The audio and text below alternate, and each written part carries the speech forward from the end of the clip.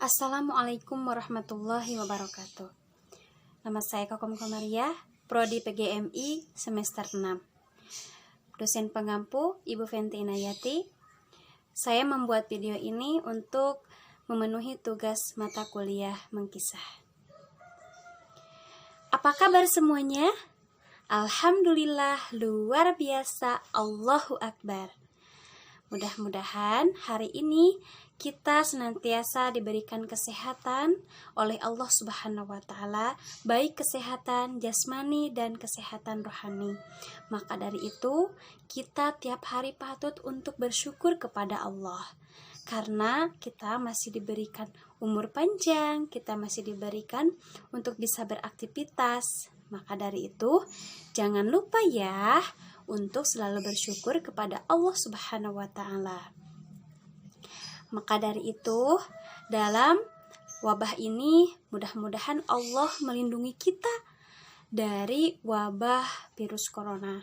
Maka dari itu, semua umat manusia harus patut bersyukur kepada Allah.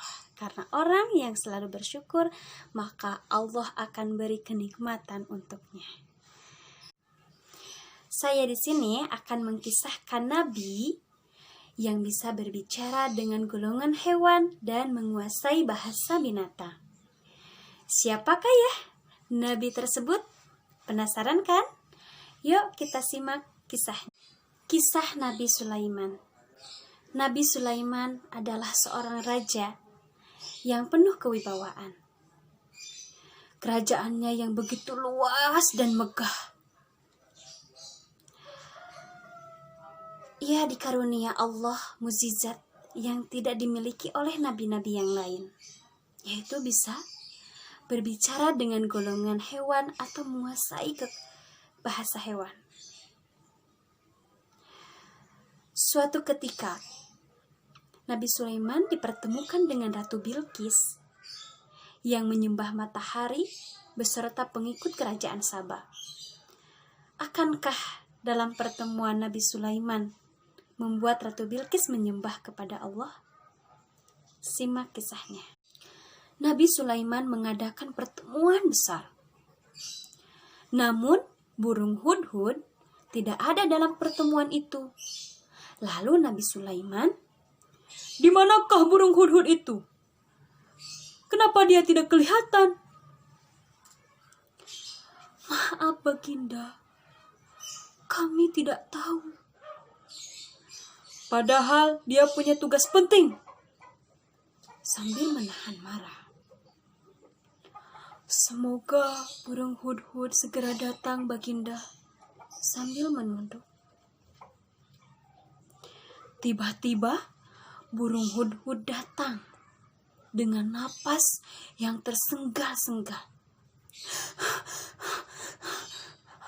"Ampun Baginda Raja, aku terlambat." "Kenapa kamu terlambat?" "Aku tadi melihat kerajaan Saba. Kerajaan itu sangat makmur dan diperintah oleh ratu yang bernama Bilqis. Tapi kenapa? Mereka menyembah matahari." "Apakah kamu tidak bohong?" "Aku tidak bohong." Nabi Sulaiman pun tertarik dengan cerita burung hudhud yang bermaksud untuk mengajak Ratu Bilqis menyembah kepada Allah. Lalu Nabi Sulaiman menulis surat kepada Ratu Bilqis. Dan burung hudhud yang mengantarkannya.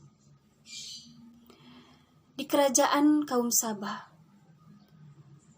burung hudhud menemui Ratu Bilqis dan meletakkan sepucuk surat. Ratu Bilqis membukanya.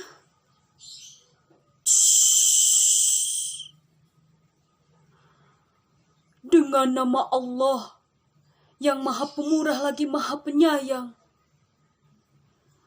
bahwa janganlah kamu berbuat sombong kepadaku datanglah kepadaku sebagai orang-orang yang berserah diri. Sesungguhnya, aku mengajakmu untuk menyembah Tuhan semesta alam. Hentikanlah cara beribadah menyembah matahari, karena itu sesungguhnya perilaku orang-orang yang kafir. Setelah membaca surat dari Nabi Sulaiman, lalu Ratu Bilqis bertanya kepada para penasihatnya, "Wahai para penasihatku, bantulah aku dalam menyelesaikan masalah ini. Kita adalah orang-orang yang memiliki kekuatan, kekuasaan. Apapun yang Ratu perintah akan saya laksanakan." "Baiklah kalau begitu, bawalah utusanku ke sini, cepat." Lalu, datanglah utusan tersebut. "Ada apa, Ratu? Hamba diminta menghadap." "Berikanlah surat ini dan hadiah ini kepada Raja Sulaiman." "Baik, Ratuku," sambil bergegas dan meninggalkan kerajaan. Ratu Bilqis mengirimkan surat balasan dari Nabi Sulaiman. Seorang utusan datang ke kerajaan Nabi Sulaiman membawa hadiah-hadiah untuk merayu hati sang raja. Ini surat dan hadiah-hadiah ini untuk Raja Sulaiman, lalu meletakkan hadiah-hadiah tersebut. "Bawalah kembali hadiah ini." "Kenapa, wahai raja? Apakah aku patut kamu menolong aku dengan harta? Maka apa yang diberikan kepadaku oleh Allah Subhanahu wa Ta'ala lebih baik daripada diberikan kepadamu. Tetapi kamu merasa bangga dengan hartamu." Lalu utusan kembali ke kerajaan Sabah. Akhirnya, Ratu Bilqis akan mendatangi kerajaan Nabi Sulaiman. Kabar itu pun diketahui oleh Nabi Sulaiman. Nabi Sulaiman mengajak prajuritnya untuk berkumpul untuk menyambut kedatangan rombongan Ratu Bilqis. "Wahai prajuritku, cepat berkumpul. Aku akan memberitahu kabar penting kepada kalian semua." "Kabar penting apa, Tuan?" "Besok Ratu Bilqis akan datang kemari. Persiapkanlah diri kalian untuk menyambut kedatangannya." "Baik, Baginda." Lalu, sebelum Ratu Bilqis datang, mari kita memberikan kejutan untuk Ratu Bilqis. "Kejutan apa, Tuan?" "Di antara kalian, siapa yang bisa memindahkan istana Ratu Bilqis?" "Untuk apa memindahkan istana Ratu Bilqis?" "Supaya dia sadar akan kekuasaan dan karunia Allah." "Oh, begitu. Saya sanggup, Baginda Raja. Saya akan membawa singgasana kepada Baginda sebelum Baginda berdiri dari tempat duduk." Lalu Nabi Sulaiman tidak mengomentarinya. "Saya akan membawa singgasana itu, Baginda, sebelum mata Baginda berkedip." Lalu Nabi Sulaiman, "Ini adalah termasuk karunia Tuhanku untuk mencoba aku. Apakah aku bersyukur atau mengingkarinya? Akan nikmatnya, dan barang siapa yang bersyukur, maka sesungguhnya dia bersyukur atas kebaikan dirimu sendiri. Dan barang siapa yang mengingkari, maka sesungguhnya Tuhanku Maha Kaya lagi Maha Mulia. Ya Allah, terima kasih atas karuniamu. Lalu Ratu Bilqis pun datang. Ia sangat terkejut, sangat takjub dengan pemandangan di depannya.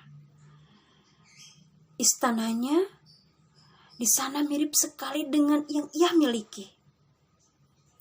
Ratu Bilqis dan prajuritnya datang ke kerajaan Nabi Sulaiman. Wah, megah sekali istana ini. Mirip sekali dengan istanaku. Istanamu kupindahkan kemari. Ratu Bilqis pun semakin kagum dan heran dengan mukjizat Nabi Sulaiman yang bisa melakukan itu semua. Ia lalu berjalan di atas lantai yang ia pikir adalah lantai penuh air. Ratu Bilqis mengangkat gaunnya karena takut dengan basah. Tidak usah diangkat, itu bukan air. Lalu Ratu Bilqis menurunkan gaun itu. Benarkah? Benar, Ratu. Inilah bukti kekuasaan Allah. Ya Tuhanku, maafkan aku. Aku tidak mengenalmu. Matahari yang selama ini aku sembah bukanlah Tuhanku. Ya Allah, jaga dan lindungi aku. Aku berjanji akan berserah diri kepadamu. Terima kasih sudah membuka pintu hatiku. Sambil bersujud. Maka sejak itu, Nabi Sulaiman dan Ratu Bilqis bekerja sama. Beribadah kepada Allah. Lalu mereka, Ratu Bilqis dan pengikutnya, meninggalkan dan mengajak untuk beribadah kepada Allah dan menyembah Allah. Lalu yang ia sembah mereka tinggalkan. Alhamdulillah, dari kisah Nabi Sulaiman kita ambil ibrah, yaitu kita patut bersyukur kepada Allah. Nabi Sulaiman pun diberikan karunia, mukjizat, kelebihan, yaitu bisa menguasai bahasa binatang. Maka dari itu, setiap apapun yang Allah berikan kepada kita, tetap kita bersyukur atas apa yang Allah berikan kepada kita, kemampuan berpikir. Kita bisa menguasai pengetahuan. Itu kelebihan yang diberikan oleh Allah Subhanahu wa Ta'ala. Maka jangan lupa kita bersyukur kepada Allah. Karena orang yang selalu bersyukur, Allah akan terus melimpahkan kenikmatan kepada kita. Mungkin itu saja dari kisah Nabi Sulaiman. Ditutup dengan doa, Rabbana atina fid dunya hasanah wa fil akhirati hasanah wa qina adzabannar. Wassalamualaikum warahmatullahi wabarakatuh.